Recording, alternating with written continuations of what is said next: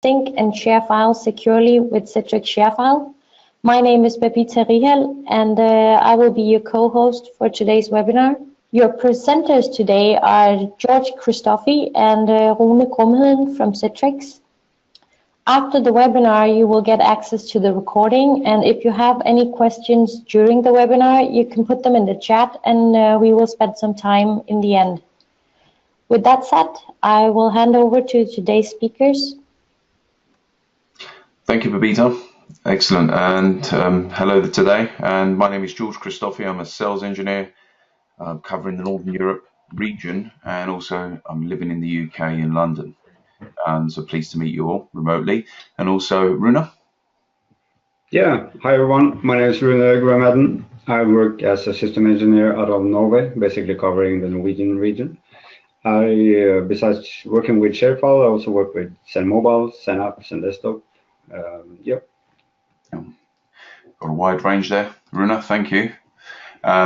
So what we wanted to do today is, it's not just in the title, and we want to kind of just, rather than go through slide decks, and we've just got a few slides to start off to set the scene. We're going to go through a couple of polls during the session as well to kind of get your feedback, but ultimately we wanted to focus on showing you how ShareFile works and the kind of functionalities that it has and the customizations in the enterprise space, because a lot of the times we hear that, okay, we know that ShareFile exists, but we didn't know that it could do all of this, or you could customize it in this way. So I think showing you rather than slide decking everything is much better. So I put hybrid repositories at the top here because I think in a lot of enterprises I'm talking to on a daily basis, hybrid is the reality for the next few years. The momentum is to go into cloud, but there's not one kind of single jump or a silver bullet to get there. So we feel that hybrid is the real true reality of what's going to be going on for the next, maybe short term, maybe longer term, until, customers step into the cloud. Because with data, we're dealing with intellectual property here. So to just lift and shift it over a weekend, it's not reality. You've still got terabytes and petabytes of data. I'll show you how we can integrate with existing repositories that sit in your data center and how we can also leverage cloud repositories as well. Workflow and automation, we've got some nice integration with some RE signature platform that we have all integrated in. Also workflows, approval workflows. We've also got customized workflows as well. So we're going to show you a bit of that today. And along the way, and again, it's not in this particular order, but there is integrations. Ask questions if you need, but there are heaps of integrations. Integrations, for example, with data loss prevention. And also Office 365 comes up very frequently with customers who have bought into subscription to take the first step into maybe moving Exchange into Exchange Online, and then looking at all the other kind of options of Office 365 to say, well, what can we leverage? Okay, it's great, but we need some hybrid requirement. How does ShareFile then work well with Office 365? So we'll show you that along the way of a demo as well. So I like starting off with this because, it's something that's always resonating in conversations is, where do your documents live? 4 years ago, I would have thought maybe we're going to start consolidating a bit more, but that's not really the reality. We're still talking to customers on a daily basis who have got Dropbox. They're using Dropbox because the users haven't got a service that A, is there, or B, that they've gravitated to. Maybe they have got options, with OneDrive for Business, for example, but users haven't naturally gravitated for usability. So what do? They find the easiest tool possible, and Dropbox is very, very prominent in the infrastructure. Network shares, local drives. Network shares are there. They're still there. File servers. We can integrate with those. We can also give you a mechanism to start migrating away from those. We've got a migration tool that you could leverage, which translates not only the data into the ShareFile proprietary format, but also it transfers the NTFS permissions. So if you've got deep-rooted structures with different permissions, we can get those migrated over. But again, it's not a single, big exercise in one hit. You might want to say, well, I'll integrate today, and then slowly in the background, we'll start doing some migration of departments, of some certain users, and do phased project over time. So you're giving access to existing, but also in the background, you say, I'm going to start moving. OneDrive Business, it's there. We've got integration with Documentum, hence we put it up there. Email inbox in the center of it all, the most famous. If people can't get their attachments to someone with a mechanism for file sharing, they use email.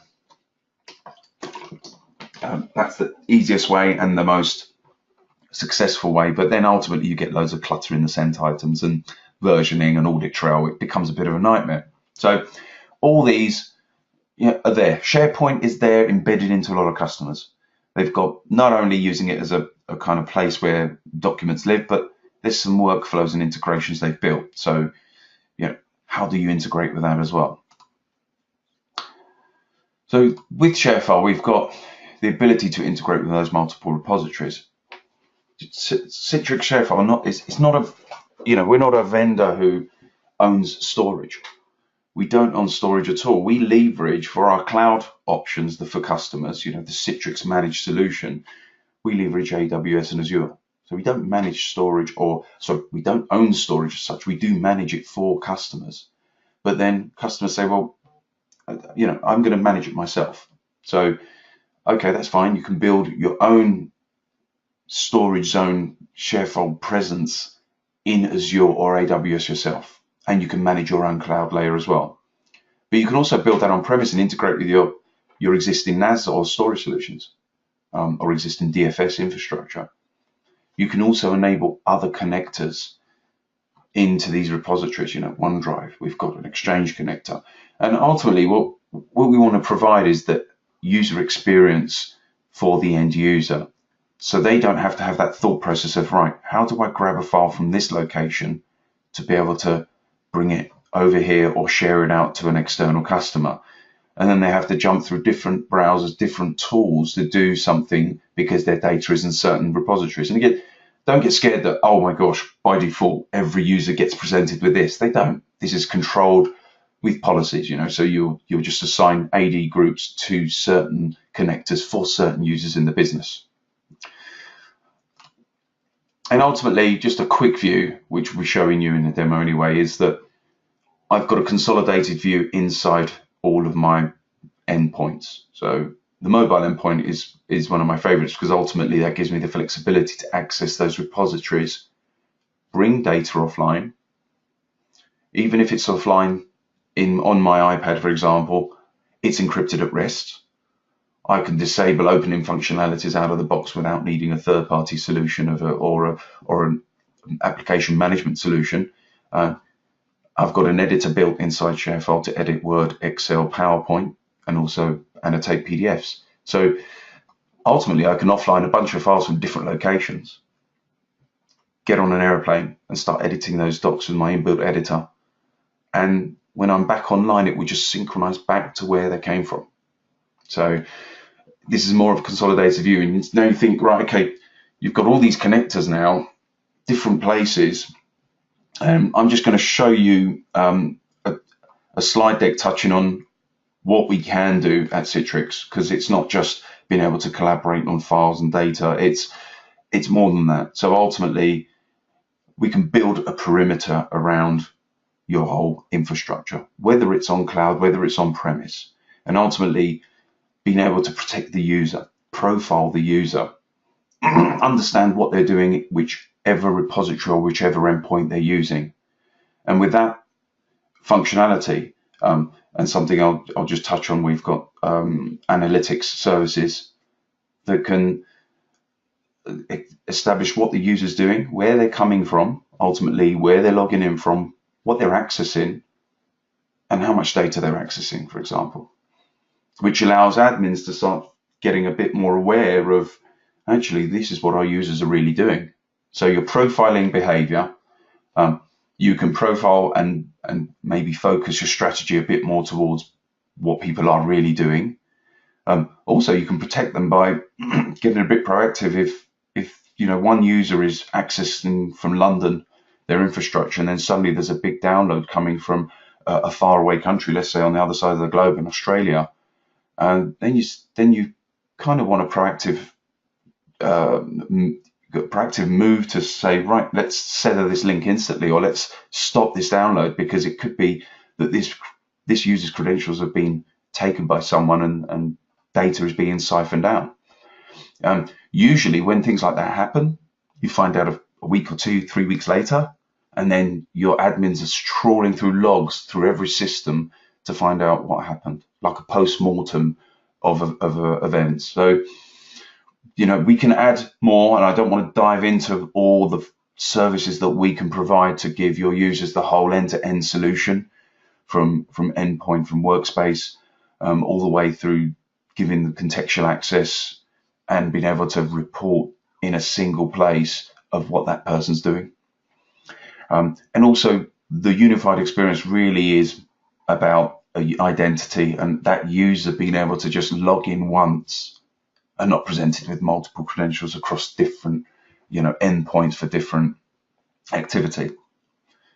So I wanted just to touch on that. And also, we can follow up with other meetings directly with you and go through the whole landscape of what Citrix can do and how we can help you. And again, it's always about shaping those kind of solutions towards customer needs. So the more information we know about a customer and what they tell us of what they're doing, we can help shape their strategy with them and finding the right solutions or services to fit them. So with this, I'm just going to jump into a demo and show you ShareFile. So if you see my desktop, I'll enlarge it a little bit here. So let's start with the dashboard in the web interface. Now we've got a bunch of tools. So users, if they're logging onto desktops or they're launching applications and streaming applications rather than just full-fledged desktop, users are still used to that scenario of accessing Explorer, grabbing their documents from mapped drives. So we'll touch on tools that can integrate and help that. So if you were to change the technology or add a technology such as ShareFile into the workplace, you kind of want to eliminate or reduce surprising that user on a Monday morning that things have changed. Keeping things looking similar to that user. But I'll start from the web interface because it kind of shows you a quick layout of ShareFile itself and the access to the multiple repositories in the single UI. So here I've got a profile. I can put a picture of there of myself. I've only got a ShareFile demo account, which I called it ShareFile. So that's, instead of saying hello George, it's hello ShareFile. But recent activities of files and folders. This is my recent activity of what's going on, whether I've synchronized or uploaded from any device up there. And also we put some shortcuts, common shortcuts, which ultimately, although we kind of do workflows, we do automation, we do electronic signatures, share and request files is still the root requirement for any kind of solution. That's why users are using other methods, is because they can't share large files. If they've got a 200 meg file or a video to share, how do they share it out? I'm still hearing stories that users are breaking up the files into zips, multiple zip files, and emailing it to themselves just to get it at home, just to work at home. Basic things that we kind of take for granted because we've got tools to do this with. End users are kind of struggling in enterprises. So also request files. Request files comes up often because people have got their own FTP or secure FTP solutions to bring data in. Whereas with ShareFile, you can do a couple of clicks and request data into a certain repository you like. So these basic actions are great on the dashboard. Personal folders and shared folders, I'd rather kind of explain that on the side here. But yeah, we've got some nice helpful snippets of videos on how to do, the 101s of ShareFile. So personal folders and shared folders. This is where it's really interesting because personal folders is my personal space. I can create content, I can add people to folders, I can share content from there, request content in. Shared folders takes it even a step further, is that you see here I've got a folder which is on Cloud EU because I've got multiple cloud zones attached to my ShareFile account. I've put one in the EU. But if I've got a customer of mine or a partner of mine out in Australia, let's just call this Australia, and they kind of have a few issues with maybe latency, or say, look, we want any data you want to be uploading there, which are large files, can you just kind of store them locally so they're kind of really quick? And not only that, is for compliancy reasons. You know, they might want it stored locally for compliancy reasons, or, you know, in any of the APAC regions that we have as well. So I can create a folder, and again, you can now allow users to do this, but you wouldn't allow them to start creating folders in locations globally. You'd probably set that from an admin perspective and say to the user, this is your folder, upload your documents there, and in the background, the admins know where it's going. So for the user, they don't have to see that kind of granularity. And I'll tell you what, let me just drag a couple of files up here. I'll put a picture and a couple of Word documents here.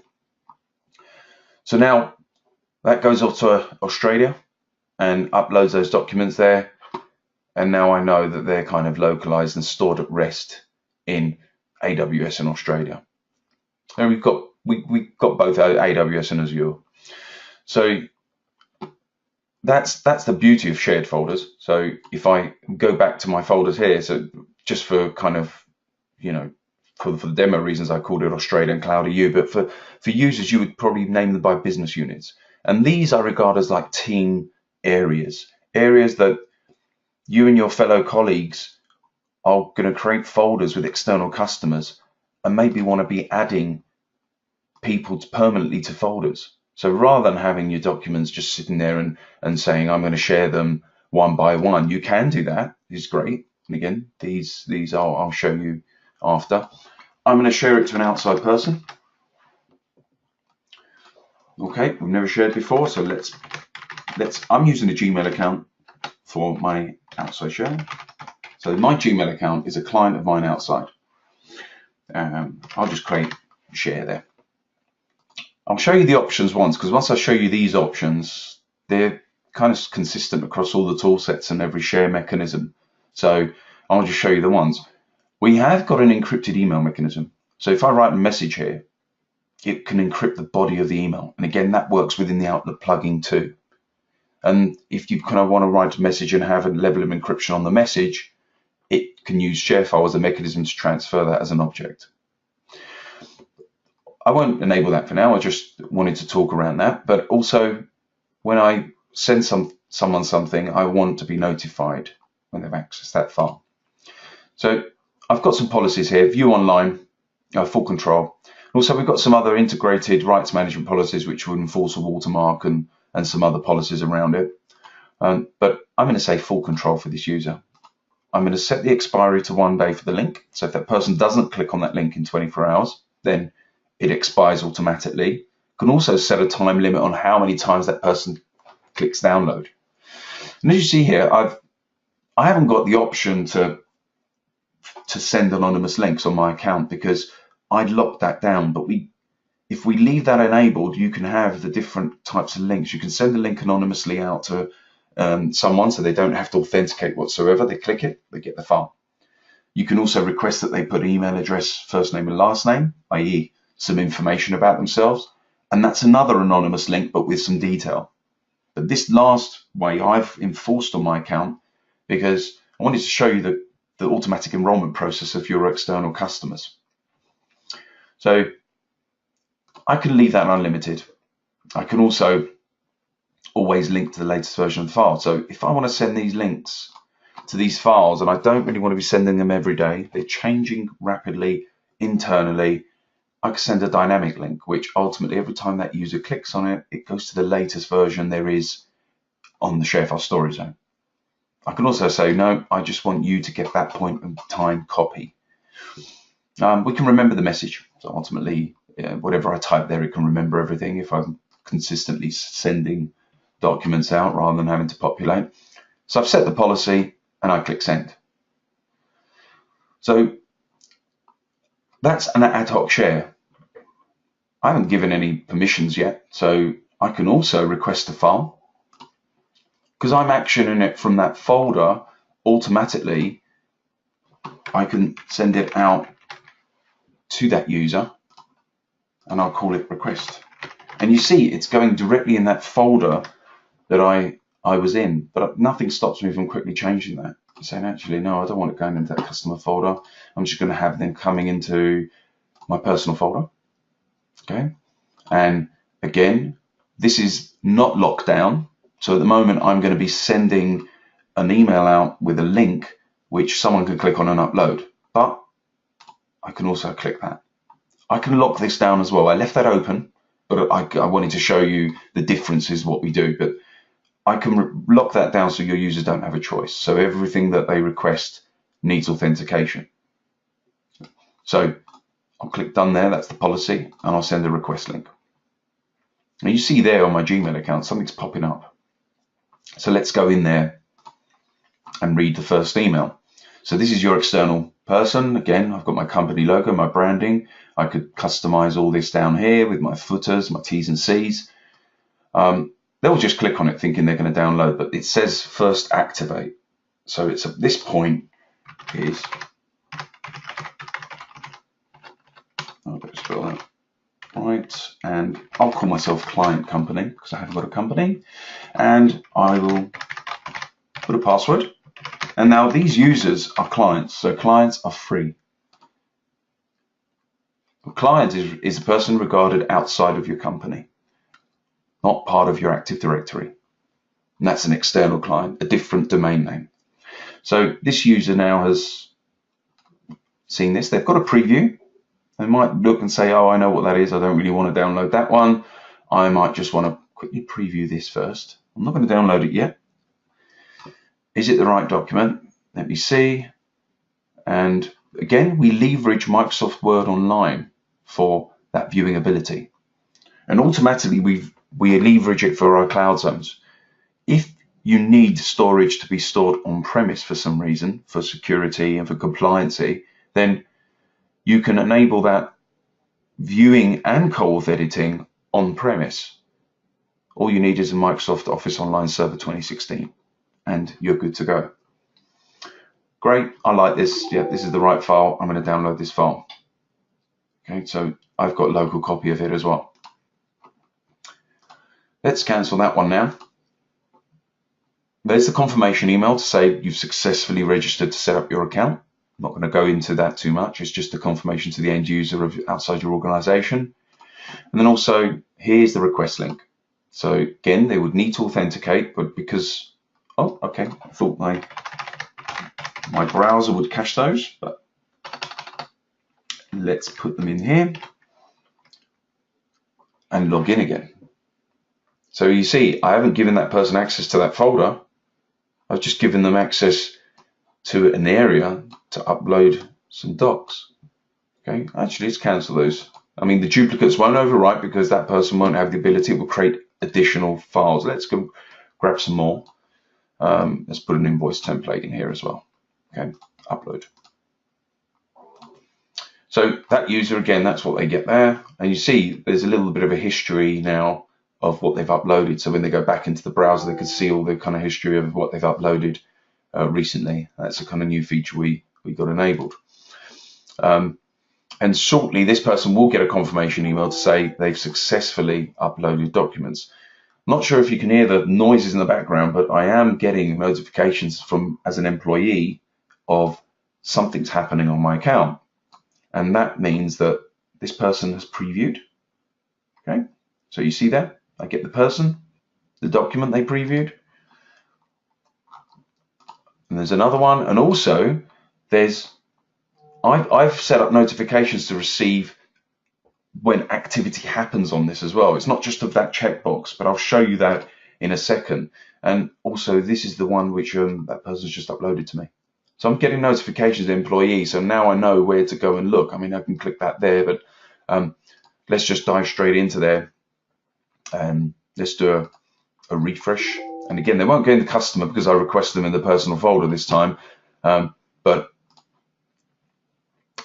there you go. There's the documents there. So I can see that they've uploaded a couple of files into my personal space. Okay.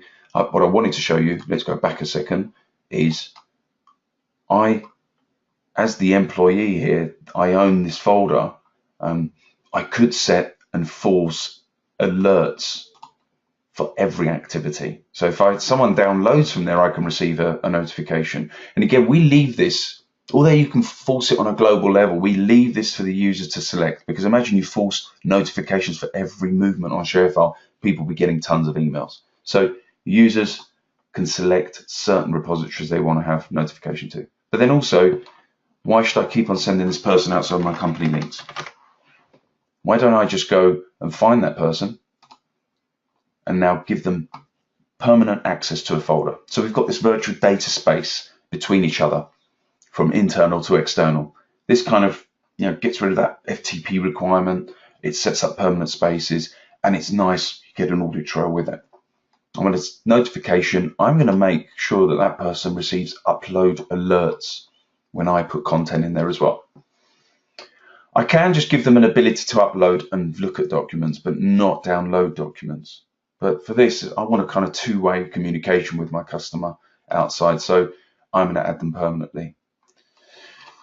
And as you see here, if I refresh that, any moment I'll be getting a notification to say you've been added to a folder. But again, I'm not going to be waiting for the email, so I'll just carry on. So that's great. You've got ShareFile data repositories. I can create content, add people to folders permanently, or I can just share and request things very easily into areas. Now, how does that fit in the hybrid scope? And again, I've enabled these connectors, which I've got access to, but there's a ton of connectors that you can add. So, for example, network shares. Okay, this authentication, I haven't set this up on the web interface. I'll show you this rather than on the mobile. Okay, because I don't really think that network shares via a web browser is probably really something that a lot of customers say, yeah, we want to enable. It's available to do that, but ultimately,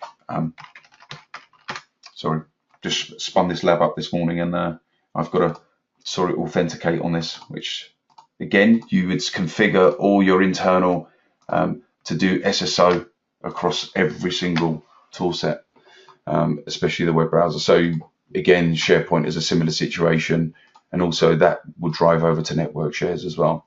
Okay, but again, there is a kind of few use cases for having it via a web browser externally accessible to some employees, but I think SharePoint's the real driving one to have accessible via a web browser if necessary. You can create connectors directly to document libraries. You don't have to expose the connector from SharePoint farm from a root perspective, so it enumerates everything, because what happens if you do by the root, it will enumerate every folder the user has permission to. So there's no special permissions you have to apply into your network configuration or your SharePoint farm. This honors your NTFS permissions. It impersonates the user and brings them over. So ultimately, whatever the user has access internally, they will have access via the connector from ShareFile. So there's no special permissions that you have to apply. As you see here, I've got a folder here exposed on the connector, and it's I've got some 3 documents here. And what we did is we not only gave the ability to download from there, but we wrapped around our share mechanism for that. So if users do want to share from SharePoint, they can share to someone internal or external. I'm going to call this SP so we know what we're doing. I might want to just set this one in a view only mode. So I'm sending a point in time copy of that file. I'm not giving them direct access to SharePoint. What we do is bring that file over, as you see here, copied to Filebox, which is my ShareFile in my personal folder. So we copy that over there, and at the same time, you can scan it with your DLP solution. So if you do have a data loss prevention solution, you can scan that file if it's got high secure data in there. And at that point, I'm sharing from SharePoint. So it's just really to give that user the ability to be able to access multiple repositories from one place.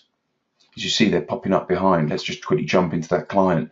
That's a default kind of a template I was testing with. So some gobbledygook there. Also, there's the SharePoint one there. Let's go into SharePoint. You see that view button came up. that person then outside the company can access that document. They haven't got to wait to download. Again, we leverage Microsoft for that viewing ability. So they can't download, print or clipboard. Okay, so that's a quick share from SharePoint. So OneDrive for Business comes up. I mean, I think at this point, should we kind of ask the audience about, a poll? We've got a poll here actually. Should we set that? Babita, would you like to do that about the Microsoft 365? Yes. We'll ask the Yep. using Microsoft Office 365 before I go and dive into the usability of Microsoft. There you go. Excellent. Yeah, so, I know it's a very, very simple question, but it would be nice to know a bit from the audience of, oh God, yeah, that's very high. I'm expecting that. So this is good. Thank you. And there are which are some no, which is kind of a high percentage of that as well, which is great. So okay, we've got the polls in, I think, haven't we? Yes. So 78% are using Office 365, 90% no, 3% not sure. So again, we have customers who say, well, no, we haven't. We're not using the full-fledged suite of Office 365. So, ShareFile can happily provide you with all the necessary. The only thing we don't do in the sense of a desktop tool is that we don't provide you with that cold editing functionality, because cold editing is a Microsoft through and through solution, plus Google do the same. But any other way, and again, this is probably a great time for me to jump into the desktop scenario, is what everyone's used to. Let me shrink that down. Okay, so we're getting the notifications there. Let's just shrink all that down, clean it up, and I'll just carry on with a few of the Office 365 things as well from the desktop tool. So what we have is something called the drive mapper. I mean, I've mounted it by default under one single drive, and as you see here, all the areas that I have access to are exposed into this drive mapping tool. Now, again, you want to be keeping it simple. You see that one, the Australia folder that I created earlier, automatically shows up. This is optimized for virtual desktops because that doesn't synchronize down to my virtual session. I've got it on a static RDS or non-persistent RDS session. It could be on a VDI. It can be on a desktop, which is always connected to the network as well. But this is not synchronizing documents down. What this is doing is just bringing the one document down into my local profile or in a cache that's specified by my admins. And at that point, I'm back into normal days mode where I'm using my normal Office installation on my desktop. So let me just put something in there just to make a change. I could just shrink that down and just click save. So users haven't changed the way they work. Now, this structure looks new to users, but we can customize with a group policy object. We can customize this drive mapper to map to different drives accordingly. So we could potentially map Office 365 or OneDrive for Business to a H drive for my documents, for example, or home documents. We could map the shared folder area of ShareFile to a T drive. We could do SharePoint to an X drive and so forth. So we can give as many drives as you need to mimic what you have today. So yesterday I spoke to a customer, they've got 3 main drives, TXU. So we can mimic that by using the drive mapper to map to these new locations, but underlying you've moved that data into the new locations. For the end user, they log on, they've still got their TXU and it's business as usual. They go into their Explorer and they access their documents. Now, just for the sakes of open up one on my desktop, file, save as, okay, browse, and this is the kind of scenario as well. So let's say, for example, I had all that cleaned up and it was nothing there and it's very controlled desktop. I can have the drives that have been provisioned to me by my admins directly. So I can go into SharePoint from my desktop, rather than opening up a web browser and drag and drop, go into this customer folder and save this template. Okay, so that's gone into SharePoint. I can also, drag and drop documents into there. So the user's got that native feel and user experience. And also my OneDrive for Business. Let's go into my documents there on OneDrive for Business. Now I've got a docs folder. Let's just open that up and see what's in there. A couple of documents. Let's just grab these documents over, synchronize them up. Let's open this one from OneDrive for Business. Again, I'm not bloating my profile. This is all on demand, and it's natively kind of embedded into Explorer to give you access to multiple repositories in a simple Explorer interface. And I think 90% of the customers I speak to are still using this kind of way of accessing documents and the native desktop experience. But you can shape the drive mapper to be, you know, you don't have to have it going to a drive map at all. You can have it showing up as under here, you know, like your tools do of things you know today, like the OneDrive and your basic Dropboxes, and you can have them showing up like that. So if people are used to the new way, you can have this drive mapper showing as a folder, not a drive map location. So there's some really good customizations that you can do with the drive mapper. So really good tool. And so when you've got your data, and again, let's clean all my notifications up. The best way I think to distribute content is via your email. And this is what everyone's used to as well. Although this is good for upload downloads, you can craft shares from our drive mapper. I've got it really locked down, but you can craft shares. But I find that users kind of gravitate towards their email. So they conduct a new email and gives them the opportunity to go attach from to files from either PC. So what it does, it browses whatever from a desktop perspective, and from ShareFile. So before I click any of these buttons, you see this custom settings. This allows me to customize the link accordingly before I send it out. But you see there, my admins have locked me down. I can't do anonymous links. It's all needing authentication. Expiry, I might set this to a 6-month expiry. I might put it to view only or choose an IRM policy. I'll leave it full control. I might control accesses to 1. So I've done the control. Now to choose the file. So as you see here, my personal folders, my personal space, the documents you saw earlier, I can then drill down to, let's go to that Australia zone. I might want to attach a bunch of files. I might want to attach a whole folder and click there. So what I'm doing is saying, this is the folder, this is the contents of the folder. There's a list of items here. I'm not attaching a folder to an email, I'm attaching a link to that folder.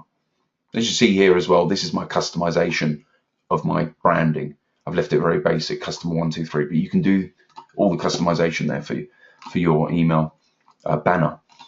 I can then send that to the external person.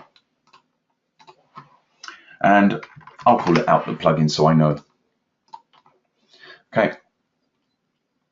I'll send that item. Again, requesting data. Might jump into another solution. Just stay in your email. Say, I'm going to send this request out to this client. I want them to request data in. I can just click this and it creates the link automatically. Again, I can customize this verbiage, but it's just standard. Click here to upload. You might want to customize that. This is an upload link and put a link there.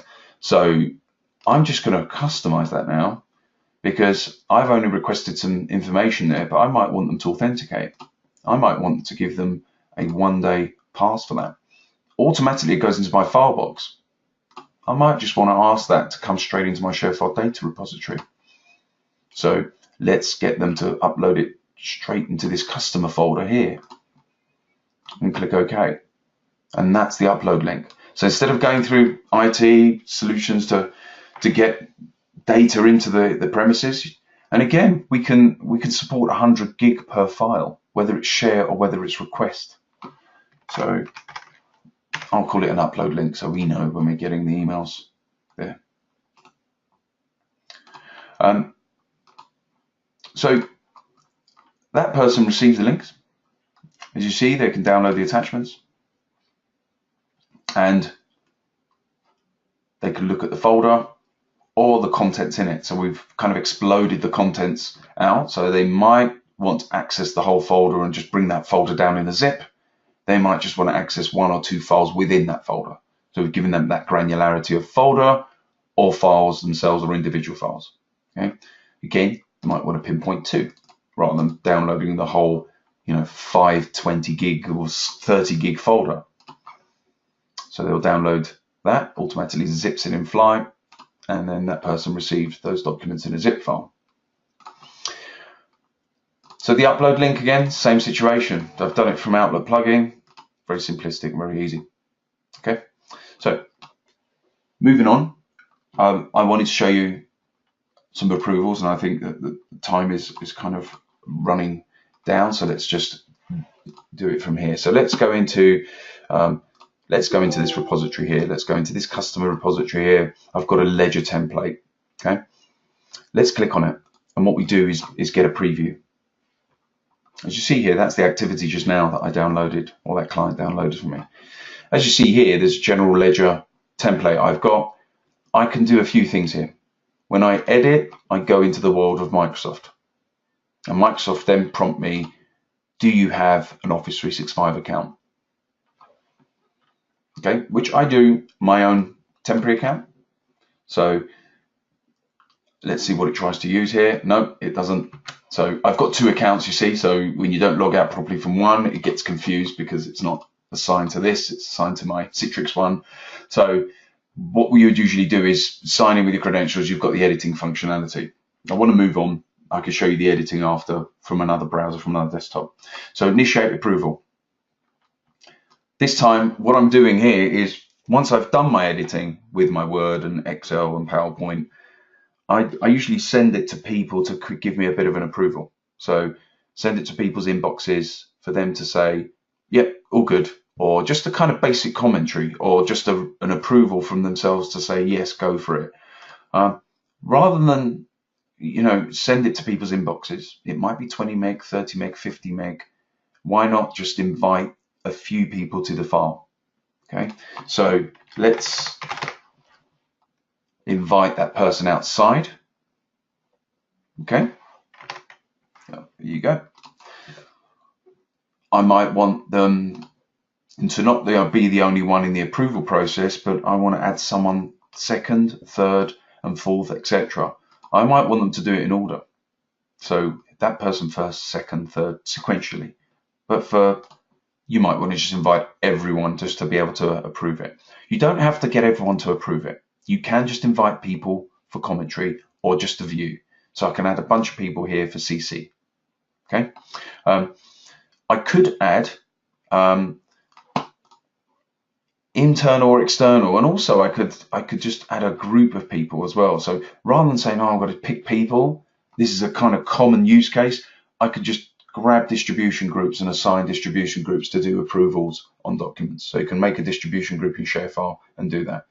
Let's just keep it simple. And I'll send that out. You see that email immediately popped up. While it's preparing the render in my window here, this person's been invited to the document. So let's click on that and let's get that rendering.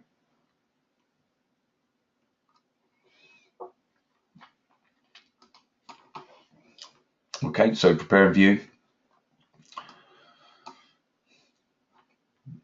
Okay, so while that's preparing, I'll leave that because ultimately I'm working from this lab, so I might just open up another window for you and show you what that's looking like. Okay, but ultimately that's a real-time feedback and approval process. Okay.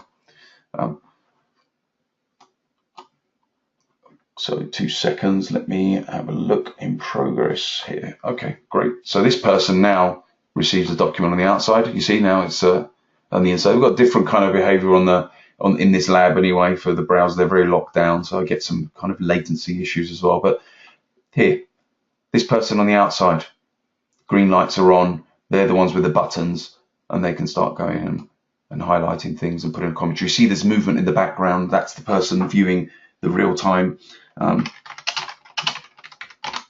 Just a little question, are you sure, for example? And again, if this is a picture, you can just pull a line and just click like that, and it pulls the line across so you can point something in a picture as well.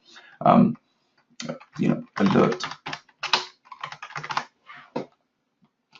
just kind of notifications. Let's go in the background of that employee. That's what they're seeing live. Okay, yep, agree, agreed, and they can reply, yeah, it's fine. Just keeping it very simple here. You can do commentary, you can kind of write messages, a little bit of a chat to everyone. There might be loads of people on there, but you might just want to direct.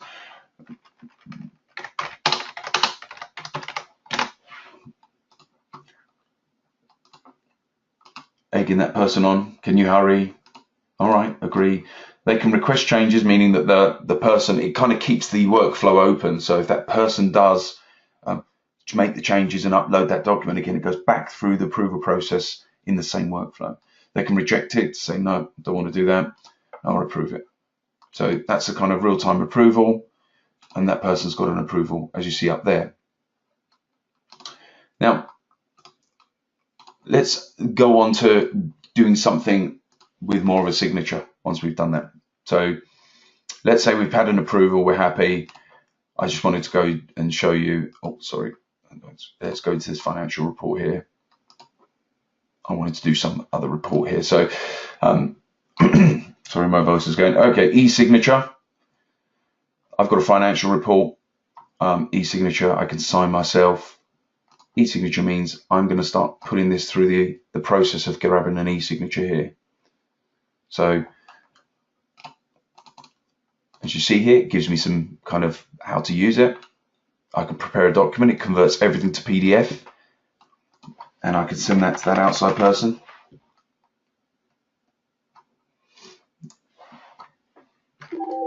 Oh, sorry, my name's, so what it does, it should trawl through my integration, but if it doesn't, there's my contact integration. Again, this is all Fresh Lab.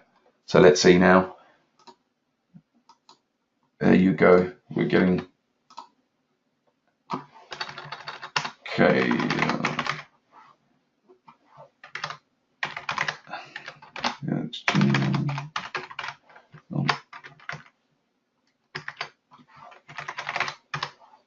There we are, let's put that there. And again, I can add other signers, set signing order, first, second, third, and so forth, similar to what you've just seen before. Again, for the sake of the demo, I'm going to keep it very simple. I can add myself in that process. But again, let me just send it off just for the demo. It tells me how to use it. This is how to annotate there and then. This is how to add fields. This is, you can see what's going on here. It's just kind of giving some coaching here. I can then go down to the bottom. Now I've got some kind of fields here. Let me do a signature field and the date field here. Okay. I can add a signature right now. I'll just scribble that in and it puts it there and there. I can annotate, put text and annotate in my fields, and I'm just going to again create something very simple so I can just show you the whole flow. Now, if you think someone's going to be, hacking someone's email and you're kind of a bit paranoid about that and you want to maybe phone the person or SMS them a passcode, well, just generate a PIN. What you do is get that PIN, you can SMS that, you can phone the person up and say, look, this is your PIN, and that will allow them to execute the document if you kind of want an extra bit of security. I'm going to turn that off for the demo but just wanted to show you that that's there. Okay, so that's gone out. Again, it gives me some coaching. Let's see what that external user outside the company has received. As you see here, again, this is the commentary, what was happening on the document. They receive emails because I enabled that, but let's jump into the document to sign. That's what the person receives outside. And again, they'll get coached about the red flag points to the areas you need to complete. So if they know what the contract is and it's 100 pages, they can easily just go click and go to the right place and do their scribble. And you can type sign as well, but I like scribbling, and it's really good kind of doing it on a mobile so you can use your finger. So as you hear, submit and OK. So that's an executed document which is legally binding now. So ultimately, in any moment now, I'll kill that there. I just wanted to show you that document should come back signed into my repository. As you see there, signed document, PDF'd, and let's scroll down to that place there, just to preview that. Okay. Here it is, Word Online. Okey doke. And that person, the employee, receives the notification that it's been executed. Let's go down and show you that. So it's been executed. So we've got an executed document. We can also customize forms. So what I'll do is quickly jump on to, bear with me 2 secs. Let me just jump onto another.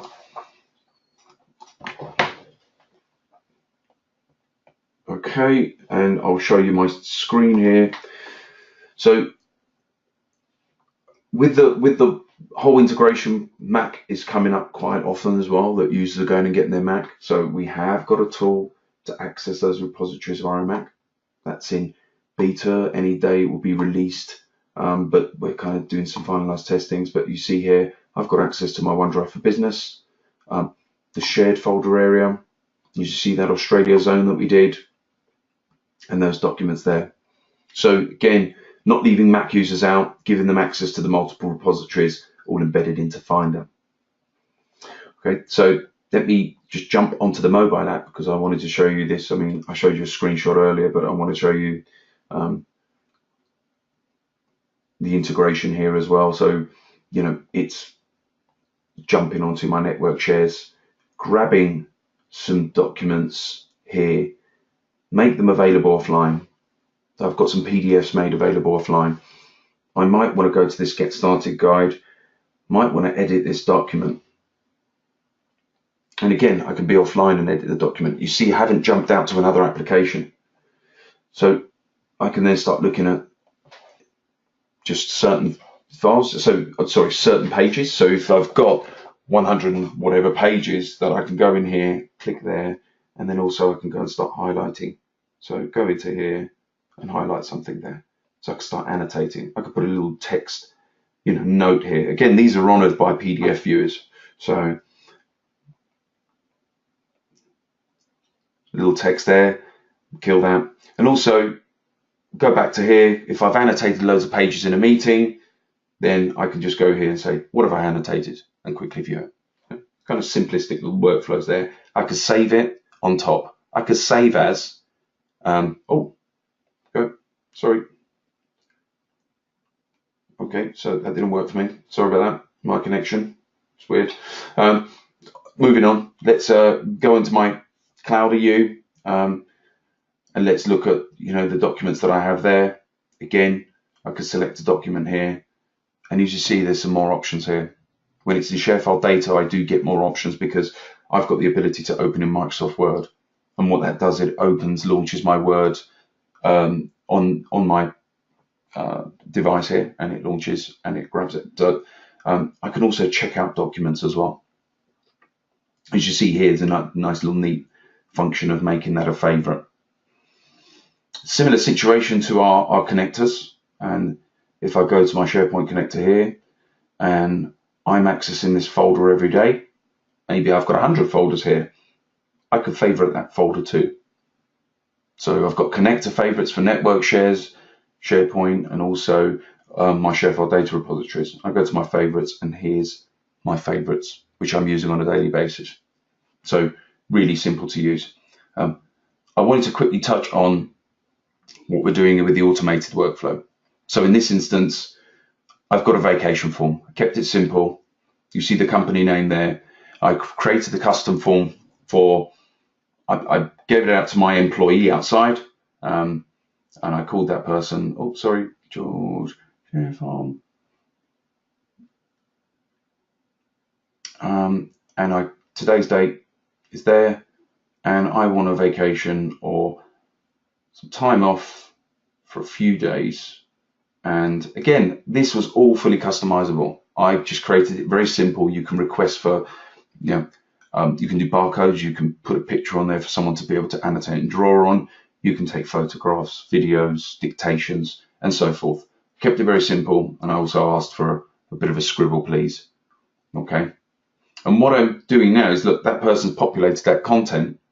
Now they submit it, and now I can use ShareFile to make that into a PDF and store it onto my ShareFile account. So ultimately, this is now kicking off an approval workflow process. So if I go into Outlook any day now, I'll be getting an email. Again, this is an old one. Sorry, let's just remove that.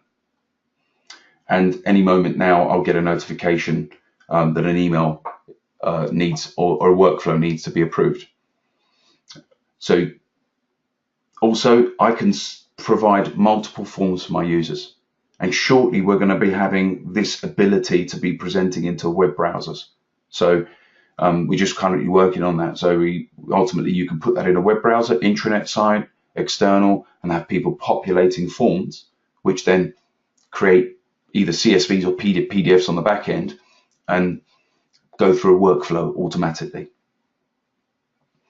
So, Gabe, I've got something popping up now, and there it is. It's come through. That's the person whom another employee I've chosen. So there's 2 employees here. I've chosen someone called ShareFile Demo this time, not employee. They can quickly be on the go, quickly review this document.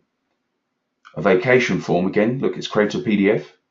Oh, at this point, I'll need to download that and have a little look at it. You see that there? Okay, great. And then that's all good. It's captured that content and approved. So now that person shortly on their Gmail account will be receiving a notification. This is the other employee receiving a notification that it's been approved. And okay, these things are starting to fly through now. But on my Gmail account, any moment, I should be getting a confirmation that that user, that's the one there. Okay, so the vacation form has been approved. So it's a quick way of getting approvals without having to download Excel spreadsheets, Word documents, fill them in, email them to someone, and CC a few people to get approval for something simple. Right? That's all in part and embedded into ShareFile itself. Okay, so we're coming up to the hour, and I just wanted to kind of check in with Rune and Bibita. Are there any questions that we have? Sorry. Yes, there's one question there. Okay, let me have a look. I didn't quite get the question, so I asked back. But apparently, this customer trying to use the OneDrive with WebDAV, accessing OneDrive with WebDAV, and they had this issue with the drive size and free space was the same as this the local drive. The question is probably if we display which drive size do we display when using the connector?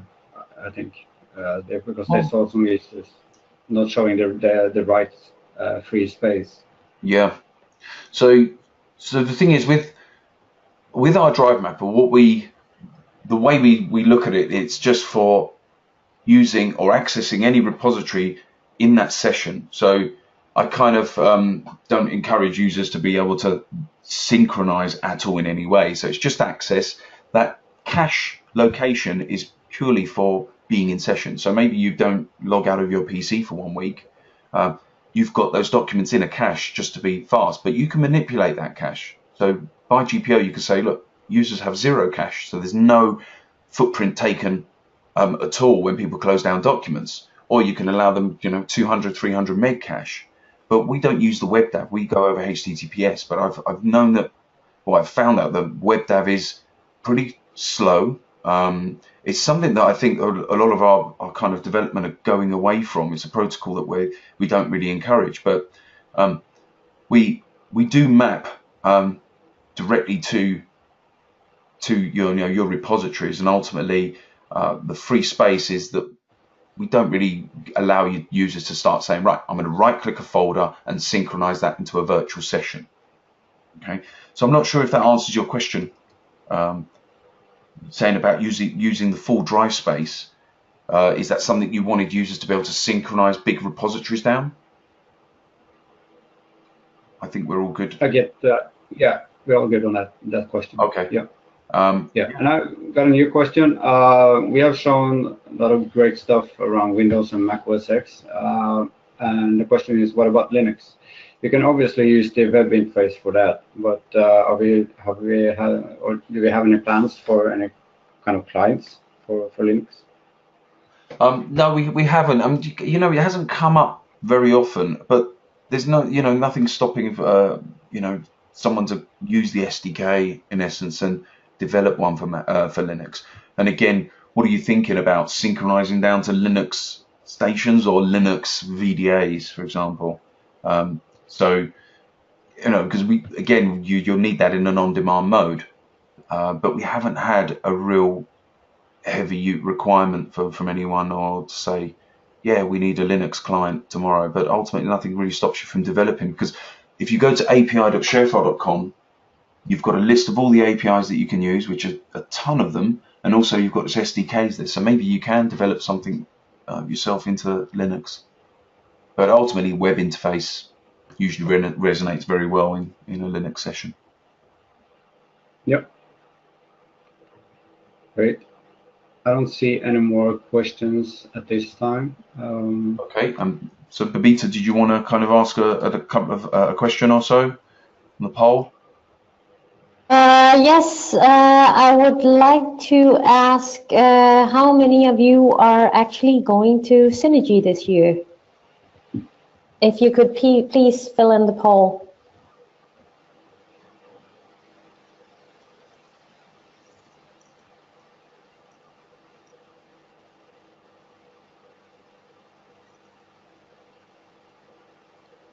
People are still voting.